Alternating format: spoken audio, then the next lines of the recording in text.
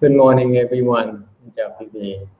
There used to be an old man who is very kind and patient. Xưa có một ông cụ rất là kiên nhẫn, rất là từ bi.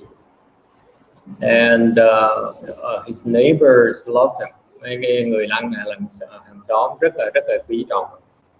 But he has his relatives, his younger relatives are something else. Đều con cháu, mấy cái họ hàng thì nó hoàn toàn ngược. They mistreat him, ngược đại ông. They would find excuses to come over and cheat him. Nhiều khi họ đi ngang kiếm cách để họ gạt ông. And they would steal from him, gạt đồ ông, lấy đồ ông. And the Buddha disciples heard about that. They're very curious. They asked the Buddha. Nên đệ tử Đức Phật mới tò mò mà tại sao một cái người mà đàng hoàng như vậy mà tại sao có thể bị con cháu nó tệ nó ngược đại như vậy? How could a kind and gentle man could be treated like that by his own relatives? And the Buddha said, it is because of prior causes. Tại Đức Phật mới giảng trước có nhân duyên. He says, in a prior life, I was an elephant. Từ trước Như Lai là một con voi. Okay, and I am a big elephant, a very powerful elephant. Trước con voi rất là to, rất lớn, mạnh khỏe. And I would go and drink water and then go and stand under a tree. Trước con voi đó thích đứng dưới tìm cái bóng mát dưới cái cây to get shade in a big tree. And on a big tree there would be several monkeys. Cây đó có vài con khỉ. Nó chuyên môn nhảy. They would stomp on my back. And you know, like children, they would stomp on the sofas, your favorite sofas. Thì mấy con khỉ này giống như là nó nhảy tưng trên cái lưng của cô ta, giống như là con cháu của quý vị chuyên môn nó thích nó nhảy tưng trên cái ghế sofa của quý vị. Okay, and they conduct all kinds of mischief. They make a lot of noise and they hang on my tusk and climb on, hang on my ears.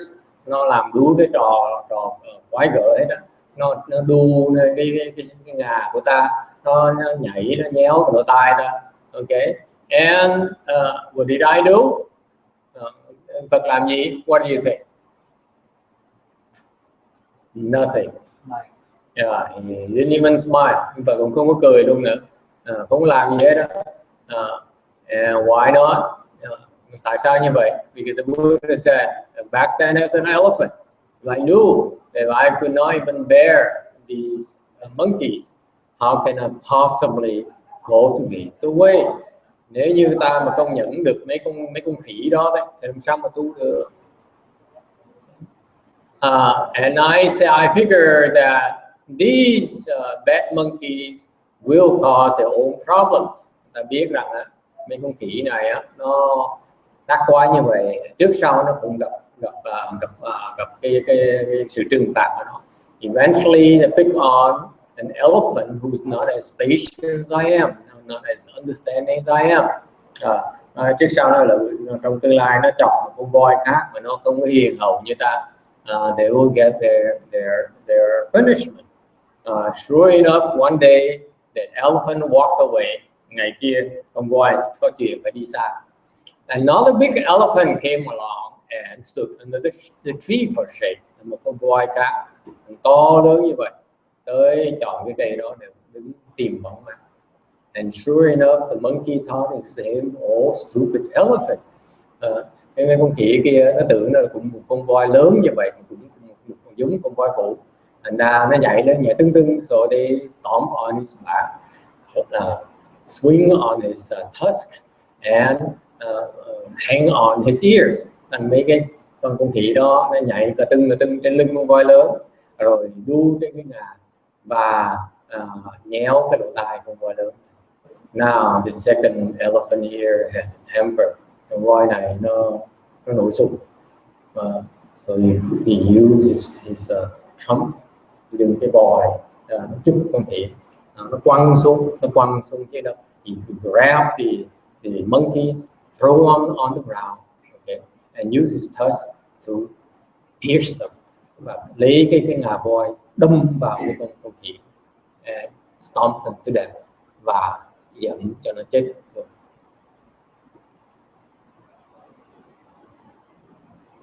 So now this old man is the second elephant. Là cái ông già này là cái con voi thứ nhì. And the monkeys, his relatives, are the previous monkeys. Và cái họ hàng của ông bây giờ nó trở thành con khỉ, nó trở thành họ hàng của ông. So now they're getting back at him. Bây giờ cái con khỉ tiếp tục tới tác quay với ông già này. Okay, and I was the first elephant, and that's how now I became a Buddha. Hồi đó Như Lai là con voi kia, vì Như Lai thành Phật rồi. And the old man is still an old man, và cái con voi kia vẫn còn con già như thế. Okay, so that's a difference. Đó cái sự khác biệt giữa hai con voi với nhau. Okay, and so one of the monks raised his hands. Một cái người vị sư đó, đệ tử Đức Phật giơ tay hỏi, but Buddha, but Vua nói what? Nhưng điều bạch Đức Như Lai, if evil doesn't go unpunished, wouldn't the evil keep on increasing and the good will be disappearing? Ông sư mới nói là bạch Đức Thế Tôn, nếu như cái tuổi tác quái mà không có trừng trị nó thì không phải càng ngày nó càng hư, càng ngày cái ác nó càng tăng trưởng và cái thiện nó càng biến mất.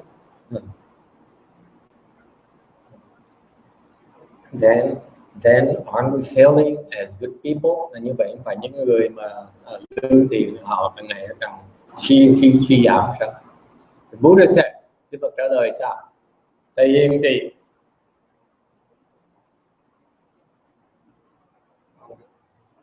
Không biết. The venerable Xiến Chữ doesn't know. Does anyone know what the Buddha said? Có ai biết Đức Phật nói gì không? The Buddha said, Đức Phật lập tức trả lời, you have chosen the path of a left-form person. Con đã chọn con đường người xuất gia. It's the path of selflessness. Đó là con đường của cái vô ngã. You may not use evil to answer evil because it only increases the wrong. Quý vị là người xuất gia, con là người xuất gia, con không thể nào nổi giận mà dùng, you cannot get angry, nổi giận mà dùng cái mà trừng trị cho nó. Tại như vậy chỉ tăng trưởng cái sai lầm. Okay. The evil people will meet their own fate. Những cái người làm ác họ tự hại họ. You don't need to do anything. Không cần làm gì. Okay. And that's the path of the left-form person. Đó là con đường của người xuất gia. Any questions? Ai thắc mắc gì không?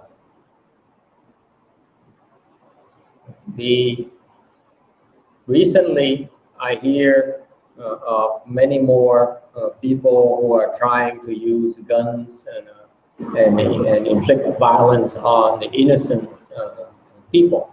Gần đây trong cái báo tin tức có nhiều cái người ta dùng những cái có những hành động rất là tàn ác, để dùng súng, dùng dao để mà đi hại người khác, những người thường dân.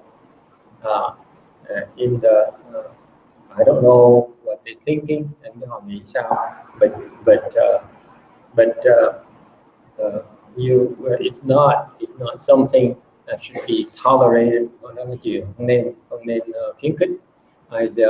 I don't see how religious leaders can encourage their followers to do evil, to inflict harm and pain on others like that. Thầy không thể nào nghĩ một cái vị lãnh đạo tôn giáo nào, bất cứ tôn giáo nào có thể dùng những lời đó mà khuyến khích cho người tín đồ của họ làm những chuyện tàn ác như vậy. Okay, in particular, I know that in Myanmar there's some monks, a very famous monk who has tens of 20 of thousands of followers, hundreds of thousands of followers, who are punishing the non-Buddhists. Như cả bên Miến Điện đó, có một cái vị sư rất là nổi tiếng đi khuyến khích Phật tử của ông, đàn em của ông là đi giết hại những cái người ngoại đạo, cái người I think they are what is it? Who are they killing in Myanmar? Bên Miến Điện giết ai vậy? Hindus maybe? No? Anyway, they're killing the non-Buddhist faithful, và giết những cái người ngoại đạo. That's wrong. This is the act of not the Buddha's left from disciple. Đây là hành động của không phải về những cái người mà đệ tử xuất gia của Đức Phật. Okay. No matter how wrong it is, we cannot retaliate. Người ta có sai, có ác đến chừng nào, mình cũng không thể nào mà đáp trả lại. Okay, trừng trị họ được. That's very non-Buddhist. Cái đó là không phải là cái tinh thần của Phật giáo. Okay, if we are wrong, we should take it. Cái người ta ngược đại mình phải cam chịu, because it's our retribution. Cái hiểu khi mà những chuyện nó xảy ra xấu cho mình là tại vì cái đó là cái quả báo của chúng ta. We only getting our own retribution, our own past evil acts. Cái chuyện nó xấu nó xảy ra là tại vì chúng ta đang chịu cái quả báo của những cái việc ác mà chúng ta đã làm lúc trước. Okay, and to retaliate doesn't solve the problem. It only increases the problem. Nếu mình đánh trả lại là chỉ tăng thêm cái oan nợ thôi, nó chẳng giải quyết gì hết. Okay, it's better to repent, tốt hơn là nên biết sám hối, to be sincere, to sincerely repent, biết là thành tâm sám hối. Okay, any questions? In particular, when should acts of violence befall upon you? I hope it never happens. Thì cũng hy vọng là những cái chuyện mà xấu xa, những chuyện nguy hiểm người ta muốn đánh giết người khác, bắn chết người khác, nó không xảy ra cho quý vị. Okay, because hopefully we keep on repenting, all these heavy offenses will not befall upon us. Heavy retribution will not befall upon us and our family. Hy vọng nếu chúng ta cứ tiếp tục biết sám hối, biết tu hành, thì những cái quả báo này trong quá khứ không có hiện ra cho chúng ta, xảy ra cho chúng ta hoặc gia đình chúng ta. And in particular, you should be a victim to such acts of violence. Những cái chuyện ác nó xảy ra như vậy thì remember to recite one yin's name, nên biết cầu cứu ngài Quan Thế Âm Bồ Tát. Okay, if you maintain you recite the Buddha's name, it could be niệm Phật. If you recite the Great Compassion Mantra, it could be kỳ chú đại bi. If you practice the hands and eyes, it could be tu nhãn. And these things will not happen to you. Should not happen to you. And if they do, remember to recite one yin's name to get help. Thì cái vị tu những cái pháp đó thì cái vị sẽ không bị những cái chuyện nó xảy ra. Cái đấy nó xảy ra, xui xẻo nó xảy ra thì biết nhớ niệm Quán Thế Âm Bồ Tát để mà cầu cứu. Ok. Khi người xuất gia phải nhớ là không nên ngộ nhận, không nên người ta có sai được không được ngộ nhận. It's important. I remind the left phone people that no matter how wrong people are, you cannot get angry. I know that you don't realize that left phone people have so much to learn. Nhưng người xuất gia đó cần học hỏi nhiều. Because we live in a fishbowl. Chúng tôi sống trong cái công cộng, and we have so much to learn. Chúng tôi học hỏi rất là nhiều, cần học hỏi rất là nhiều. And every single mistake we make is amplified. Một cái làm sai lầm nó được gần 2 triệu người thấy, thành ra it's not easy. And just remember the fundamentals, nhớ những cái cốt căn bản. Work on your anger, nhất là chú ý tới cái giận. It's like an elephant, những cái con voi cái gì nữa. Okay? If you vent your anger, your frustration, then you're bound to do something that you regret later. Khi nổi giận thì mất cái sự sáng suốt và sau này sẽ hối hận cái hành động của mình. Okay? So cultivation is about tu là như vậy. It's learning to recognize your anger, control your anger, and bớt nóng, bớt giận. Okay? Especially when others are clearly wrong. Nhất là khi mình thấy rõ ràng người ta sai lầm, người ta rất là ác. So see clearly people are so evil. We may not retaliate. Không được hành trả. Okay? And that's the responsibility of the people who are strong. Những cái người mà khỏe mạnh phải như vậy. Okay? You build your strength in order to protect others, not to vent your anger, not to impose your will. Thì quý vị chúng ta tập tu hành để có cái sức mạnh, sẽ có cái công phu để mà giúp người khác, chứ không phải để mà mình lấy thịt đè người, đàn áp người khác. Okay? That applies to you women as well. Be gentle to your boyfriends and your husband. Cái gì phụ nữ đó, phải yếu đó, phải biết nhẹ tay với đàn ông chúng tôi một tí. Okay? We are more fragile than you think. Chúng tôi rất là yếu đuối hơn quý vị tưởng. Okay?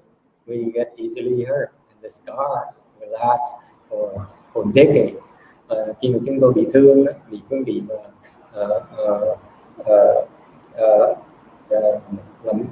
thương, làm thương chúng tôi cái tiếp theo đó là 10 năm nó mới liền. Okay? All right. Anyone has anything or any question we'd like to ask? Có ai có thắc mắc, có gì muốn nói, muốn kể không? Anyone would like to share their experiences with the Greater Assembly? Có ai muốn sám hối gì không? Hay là anyone would like to repent? Yes, sir. He'd like to repent.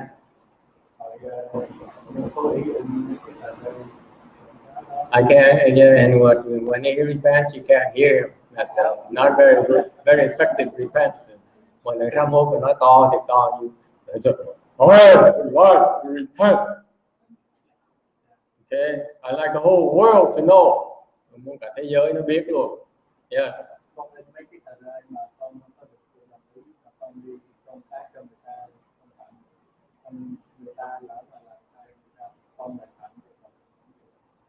He printed the flyers, and without permission, he decided to go distribute them. And if they abuse these flyers and throw in the garbage bins, I guess he'll be responsible for the consequences, meaning he'll fall to the hell, and he'll be committing the 5 rebellious offenses. Cái gì biết không? Mình phát cái giấy cho người ta mà quăng cái giấy, ta làm bậy đó. Cái tờ flyer đó có hình của Phật đó, hình của Xá Lợi đó. Là quý vị phạm tội làm chảy máu Phật, họ làm tội chảy máu Phật.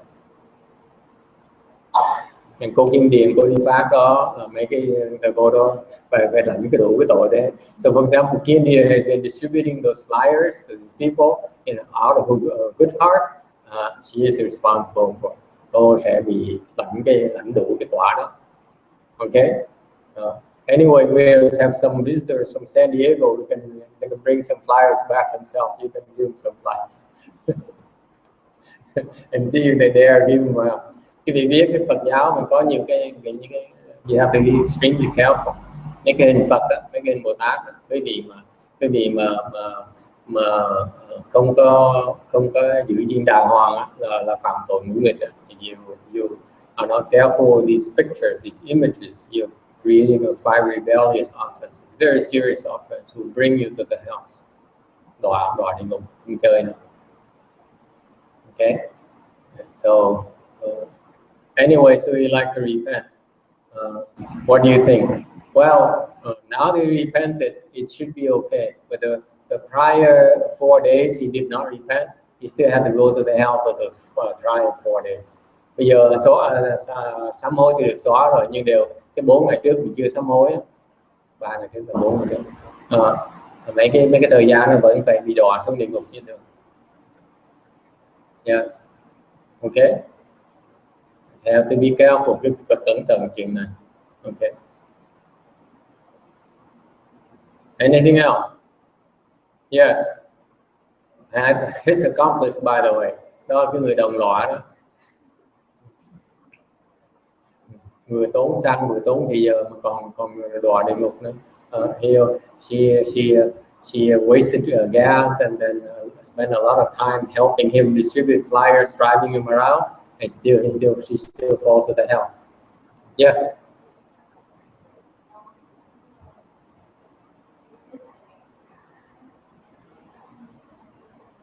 Ý của ai vậy? Ý của ai?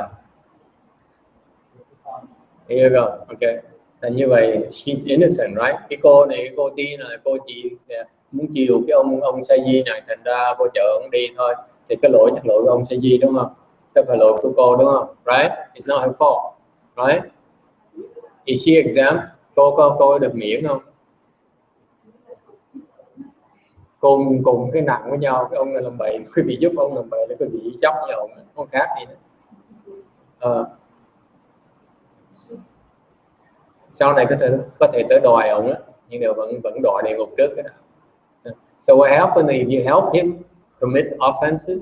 Okay, your retribution is exactly the same as his retribution, his offense, by the way. And so you fall to the hell as well, cái bị đòi địa ngục như ông. And then nhưng để sau này vẫn không đến nỗi gì, sau này có thể kiếm ông mà đòi nợ lại. And then in future you can come and claim your debt on him. That's why. Okay. Đức Phật nói những cái người mà phạm tội như vậy, mà chuyên môn đi làm bậy như vậy. The Buddha said, you know, especially you get do stupid things, retaliation when you're angry. Đức Phật nói những cái người mà chuyên môn mà vì nổi giận mà đi đánh trả là người ta, you know, and those are the people who later cái quả báo là gì? What's the retribution? Sickness, grave sickness that the doctors don't know what to do. Bị những cái bệnh nặng mà bác sĩ không chữa được. Okay, and they are horribly ill and they die very very bad death. Họ bệnh rất là nặng và chết một cách đau đớn. Okay, and that's a retribution for losing a temper and retaliate upon people. Đó là quả báo những cái người mà nổi giận và đánh trả đũa lại người ta. Okay, don't be short-sighted. Quý vị đừng có quá nghĩ một cách nông cạn. All right, and finally, tôi muốn nói cái việc gì? We also have the gentleman who's Mr. Xiao Xi Luận. Cụ Tiêu Sĩ là gì? Tích, no? Tiêu Tích Luận, no? Tiêu Tích Luận, cụ Tiêu Tích. So he passed away recently. Ông cụ qua đời cách đây gần 10 ngày, 9-10 ngày, about 9 or 10 days ago. And he's we are doing the 49 days for him. Chúng ta đang làm 49 ngày cho ông cụ. And we are monitoring him. Thầy đang canh chừng ông cụ. And he's I want to report to the family, nói cho Dình biết là he's doing better than last week. Nói cho Dình biết là ông cụ tốt hơn tuần trước một tí nữa. Okay, he's well cared for and he's blissful right now. Ông cụ đã được bảo vệ và hiện bây giờ có được an lạc. Okay, that's more than he anticipated. Cuộc đời ông cụ cũng được an lạc như vậy, mà sau khi chết mới thấy được an lạc như vậy. So he's a lot more blissful and peaceful than he ever experienced before in his life. And so that's going in the right direction. Nó đi đúng hướng. Okay. Although he's still attached to his children, mặc dù ông cụ vẫn còn rất là quyến luyến con cái. But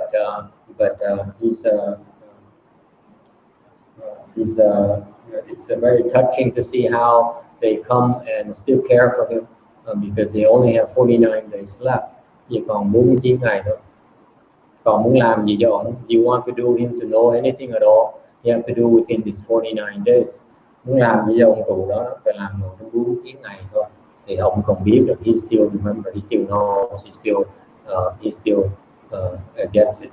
After 49 days, after he's gone, that's it. Sau khi ông cụ đi rồi là xong cái gì đó, cái lưu luyến của vua ấy. Now he won't be able to know how you feel about. Okay, and I'm see that people still come every day. His family, his children still come every day, bring him coffee and breakfast. Mỗi ngày con cụ đem tới đem cà phê, đem đồ ăn điểm tâm tới, and they come and talk to him, khuyên, encourage him to go to the Pure Land, khuyến khích ông nên bỏ hết tất cả và đi tới phương cực nhà. Okay, so it's going in the right direction, đang đi đúng hướng rồi. Everything is working out. Hopefully he'll have a good chance to go to the Pure Land. Hy vọng trước 49 ngày sẽ có thể đi được Tây Phương Cực Lạc. Okay, so it's up to all of us to try to work harder and do our little part to help him, create blessings for him to go to the Pure Land. Tất cả quý vị tới tu như vậy đó, đang tạo phước báo rồi để ông cụ có đủ phước mà đi tới phương cực lạc. Thành ra cái việc sự đóng góp quý vị nó quan trọng chứ không phải không. So your contribution is you planting the seeds, you're creating affinities with a man who will in this next life will become a Buddha. Quý vị đang tạo duyên một cái người mà nếu như ông đi tới phương cực lạc được thì kiếp sau ông trở thành Phật. So you very well connected. Như vậy quý vị có duyên rất là lớn cho this is even more important than knowing the kings and presidents. Này còn quan trọng hơn là làm tạo duyên với là tổng thống với là vua. Okay, so work harder. Okay, so that you remember. Come up to him and say, my name is so and so. Remember me, because in the future when you become a Buddha, you're gonna come back and save me. And then quý vị có thể lên nói chuyện với ông, nói là ông cũng nên đi theo phương cực lạc đi, hoặc trở thành Phật đi. Tên tôi là như vậy này ha. Sau nhớ tôi thành Phật rồi trở về cứu tôi. Okay.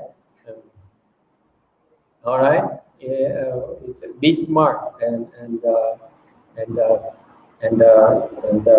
help out to the best of your ability. All right. That's the end of today's talk. Let's take a break and come back and do the lunch offering. Chúng ta nghỉ 50 phút xong trở về lại cúng ngọt. để thêm cái mấy tỏ hương cho gia đình của mình. Okay. We should add more incense sticks for the family to come up and offer incense. Okay.